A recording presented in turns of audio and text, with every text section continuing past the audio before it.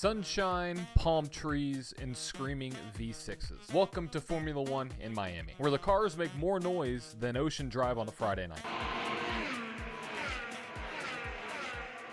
Picture Hard Rock Stadium wearing a 5.412 kilometer long racetrack. With 19 corners, 3 DRS zones, this track is full of excitement. The lap record held by none other than Max Verstappen sits at a 1 minute 29.7 seconds. But those numbers might melt faster than ice cream on South Beach this Sunday. The championship plot is spicier than a Cuban coffee. Oscar Piastri leads the point standings after wins in China, Bahrain, and Saudi Arabia, becoming the first Australian to lead the points since 2010. Lando Norris and Max Verstappen chasing each other like hungry seagulls. Norris 10 points back, and Max still grumpy after that 5-second penalty. You can expect action to start Friday all the way to Sunday. On Friday, practice 1 starts at 12:30 p.m. Eastern Time, with sprint qualifying starting at 4:30 p.m. Eastern. The sprint is Saturday, starting at 12 p.m. Eastern, with Grand Prix qualifying starting at 4 p.m. Eastern. And then on Sunday, lights out for 57 laps at 4 p.m. Eastern Time in the Formula One Crypto.com Miami Grand Prix. Now, it's a sprint weekend, so Pirelli is going to cut the tire allocation down from 13 tires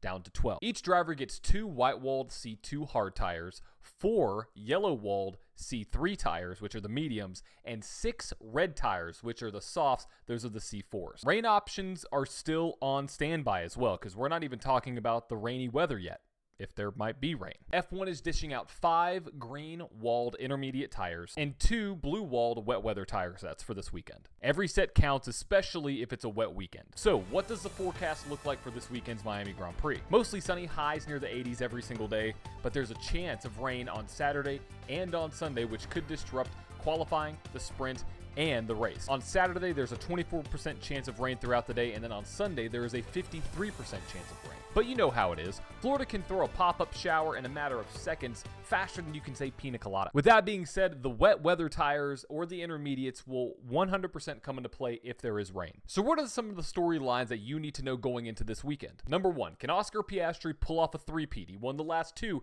Can he win in Miami? Number 2, will Max Verstappen launch a redemption remix and try to reclaim second place in the points? Third, can Mercedes finally crack the code with their young driver Kimi Antonelli or their experienced driver George Russell and finally beat McLaren? Speaking of McLaren, in number 4, can Lando Norris go back-to-back in Miami, getting his first win of his career last year in Miami? And 5, are we going to see maybe a surprise winner, maybe a surprise person on the podium if it rains? We saw what happened in Australia. Literally anything can happen. Now, moving on from some of the storylines, let's talk about some of the quick fun facts that I have for you all today. On average, there are 5 overtakes on lap 1 in the Miami GP. That's more than Monaco sees all race. And number 2, the same amount of time it takes for these Formula One cars to run 57 laps at Miami is the same exact time, if you stayed at 200 miles per hour, that you could get from Miami to Disney World and back. So grab your sunscreen and let me know who your podium picks are in the comments. And as always, make sure to slap that subscribe button harder than a South Beach wave. That was weird. And so you don't miss another lap here at Track Limits and all the other content creators and videos we have coming out here on A2IL Media. This is John, the motorsports enthusiast. And remember, as always, keep it within track limits, especially in Miami. Those drivers are absolutely crazy. And make sure to come back next week as I recap the Miami Grand Prix. Ciao.